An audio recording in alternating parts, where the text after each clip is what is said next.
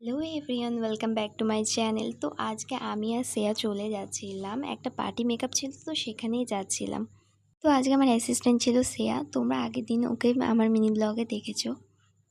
তার আগে আমাদের একটু দরকার ছিল দমদমে, তো সেখানেই আমরা ফার্স্টে যাচ্ছিলাম, তারপরে এসে যাব ক্লায়েন্টের বাড়িতে। প্রথমে টোটো স্ট্যান্ড থেকে টোটো ধরে চলে গেছিলাম সোজা মধ্যমগ্রামে।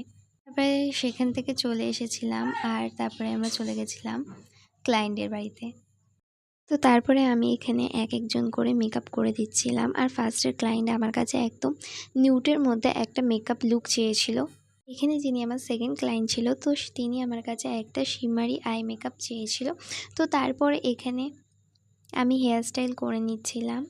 আর হেয়ারস্টাইল হয়ে যাওয়ার পরে এখানে আমি আমার বান্ধবী যার বাড়িতে আজকে গেছিলাম মেকআপ করাতে, মেকআপটা করে নিচ্ছিলাম।